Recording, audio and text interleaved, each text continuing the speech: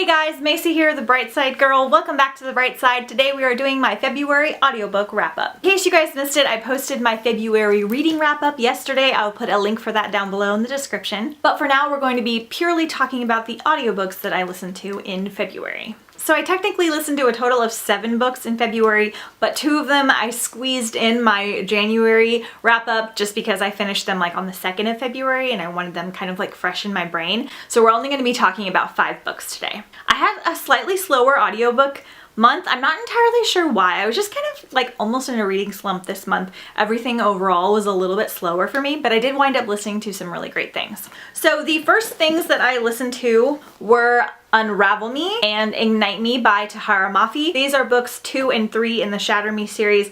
Both were narrated by Kate Simses. I listened to Shatter Me technically at the beginning of the month, but I counted it in January. At first I wasn't really sure that I was like into Kate Simses' narrating style, but the more I listened, the more I loved it, and she did such an amazing job with her male voices. Like Adam and Warner were like excellent, especially having read these before and having those voices already internalized in my head. She did not mess that up for me. Sometimes when you have strong characters and I then reread via audiobook, I'm just like, this doesn't vibe with me because it doesn't sound like how it does in my head, but she did an amazing job. I wasn't quite as big of a fan as at her narration for Juliet, but the more I listened, the more I was okay with it and the more I like actually enjoyed it. So these were both rereads for me. Like I said, I absolutely love the Shatter Me series. So this is technically a dystopian world with some superpowers mixed in there, but it's really more heavy on the romance. So we have our lead character, Juliet. You start off with Shatter Me, and she has been locked up for I think over 200 or 300 days. And that's because if anyone touches her, they could die. So touching her or her touching someone else could basically like suck the life out of them. So she's been locked up, and you basically in the beginning are getting her narrations through a journal, and she does a lot of like scratching out her thoughts and things. Has a very lyrical and different writing style. It continues on with these two, but not quite as much as with Shatter Me, although I enjoyed these two more. But it's definitely romance heavy, especially for a dystopian and a superpower type of novel. But I can't say too much because I don't want to give away spoilers, but absolutely love this series. I'm going to reread Restore Me, which came out last year via audiobook, and then I'm going to read Defy Me, which comes out in April, as well as Shadow Me, which is a novella from one of my favorite characters because he's the best side character ever. So funny. These are just so funny and sexy and sweet, and I love them. They give me all the feels, and I need to find my own copies of them. I just have a really hard time finding Tahereh Mafi books when I'm book hunting. I don't know why, and it's driving me crazy because this is one of my favorite series of all time, and that's confirmed again with this reread. I just think it's so fun, it's so easy to read, it's so sexy and romantic, and oh, I loved it. So I gave both of these 5 stars upon rereading. Next up, I want to talk about Peter and the Secret of the Rundoon by Dave Barry and Ridley Pearson. I am currently buddy reading this series with my husband. So we just finished this yesterday on the 28th. I was trying to like kind of match up with where he was reading it, so I read it a little bit slower. But these are narrated by Jim Dale, who is one of my favorite narrators of all time. He narrates the Harry Potter books, and if you have not listened to Harry Potter via audiobook, go do it. It's such a great way, and it's like re-experiencing the book, and Jim Dale is just amazing. His voice for Umbridge was so perfect. It made me not like the movie Umbridge because Jim Dale's voice is so much better for her. This is book 3 of Peter and the Starcatchers, which is a Peter Pan retelling series, and this just follows on with the series. I don't want to give too much away, but it is a very heavy Peter Pan retelling. It follows a lot of things. The twist that they do is just excellent, but you're following along earlier on. So first book, you were learning how he became Peter Pan, how he got to Neverland, how he can fly, and all those things, and the explanation for it is just awesome. So this is book 3, and you're following along with your characters that you've met throughout the series, and it's awesome. The 4th book takes a twist because I started it last week. Hopefully I wind up loving it as much as I liked the other 3 books because it's a little bit more in the future than what I was thinking was going to happen, but there are 2 more books in the series. I've had these for a long time and I've wanted to read them with my husband, so I'm glad. Hopefully we'll do a series review together when we finish the whole series, or at least the 4th book, but absolutely love them. Between 5 and 4.5 star reads for me. This one's probably more like a 4.5 star because I just didn't love it quite as much as Peter and the Starcatchers, but I really enjoyed it overall. There's some characters in here that are just so stinking lovable. It's a middle grade series. It's a retelling and it's just great. Then the last two books I listened to, Sleeper and the Spindle, I believe that's the title, by Neil Gaiman, narrated by Neil Gaiman and a full cast. This is actually like a short story novella. It's only about an hour and 15 minutes, something like that. So this is a retelling mix of Sleeping Beauty and Snow White. I've noticed that authors are doing that more and more where they're kind of mixing the two. They're very easy to mix together. So basically it's a retelling of those two things. We have, you know, our sleeping princess and our Wicked Queen, and I don't want to give away too much because the way that things are twisted is really good.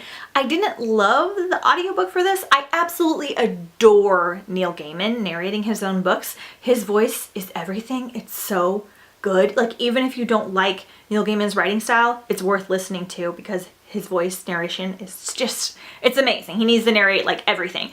But I didn't like the full cast as style of the book. It had a weird vibe to it, like almost like a hokier vibe. Kind of when I tried to listen to like Lord of the Rings on audiobook, one of the narrations that I got was just, I don't know, it had like an older vibe to it, but the story itself was very enchanting, heavily magical, beautifully twisted, and I really enjoyed it. So the story I probably give like a 3.5, 4 stars.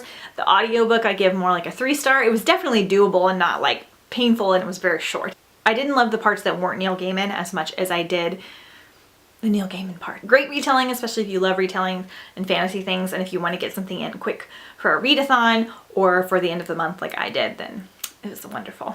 And lastly, I finally listened to The 7 Husbands of Evelyn Hugo by Taylor Jenkins. This one's narrated by Alma, Cuervo, and also Julia Whelan and one other lady. There are 3 or 4 ladies that do the narration for this. I buddy read this one with my friend Laura, and we just had a great time talking over messaging about the story. I wasn't interested in this before everyone started like hyping it up. I'm not a huge contemporary person, definitely not a huge adult contemporary person. The synopsis didn't really do it for me, but the narration of this was absolutely perfection.